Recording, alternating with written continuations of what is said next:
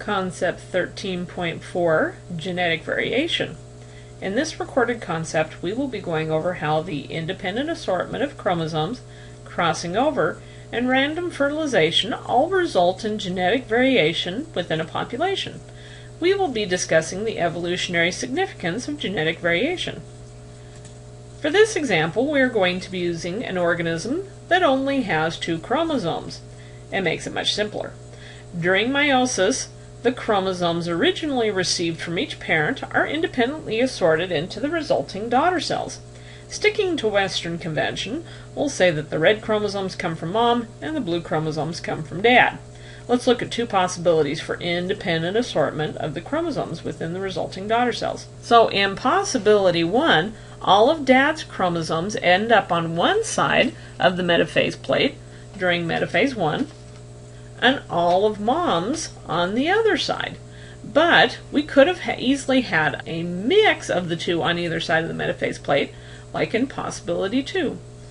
After metaphase 2, we end up with the same kinds of chromosome combinations because this organism only has 2 chromosomes. But imagine the possible combinations if you have 26 chromosomes, like humans do.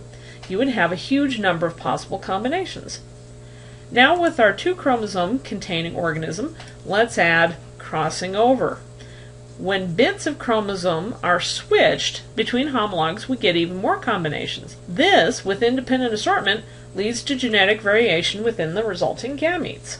You get even more variation during fertilization when you combine the genetics of 2 different individuals, like our peacocks here. The peacock is strutting his stuff, literally, and the peahen says, "Ooh, you're so handsome. I bet you have really good genes." See, peacocks don't hang around to help raise the chicks, so the peahen wouldn't be thinking, "You'd make a good husband and provider." Anyway, enough about the sociological differences between peacocks and humans. The peahen likes the look of the peacock and they mate. Here's where the random fertilization comes into play.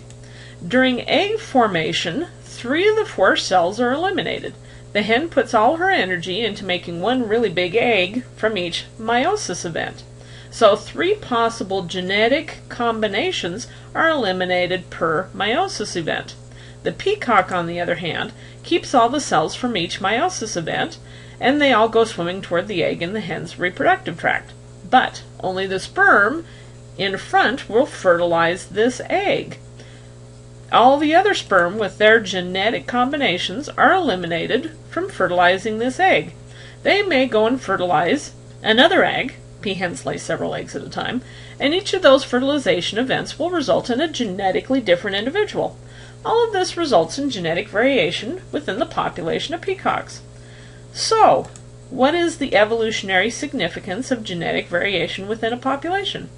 Genetic variation within a population allows for change. This wood or wild rose is quite simple, but it smells just like a rose. Humans like the smell of roses, but we like fuller flowers. Because of genetic variation within the wild rose population, we've been able to breed the type of rose you're probably familiar with, the hybrid tree, like this one. Think about how this variation could allow different species to arise. Here we have 2 different species of butterfly. They originally came from one group of insects, the ancestral butterfly population. Individuals with different coloration, with more brown and less orange, like here, may have done better in an area with a lot of brown stems, versus those in an area that may have had a lot of orange flowers. The more brown individuals would survive to reproduce because they blend with the brown stems, whereas the orange individuals would stand out and are easy targets for hungry birds. Meanwhile, the more brown individuals stand out when they are feeding on orange flowers, making them targets for birds. You get more orange butterflies around the orange flowers and more brown butterflies around the trees. Eventually you end up with 2 different species of butterfly, each group different enough and adapted to their environments to the point that they are distinct. If each individual of a population had been identical twins to each other, maybe the butterflies would have died out in the woody area but survived in the orange flower area. In any case, they wouldn't have split into 2 different kinds of butterflies.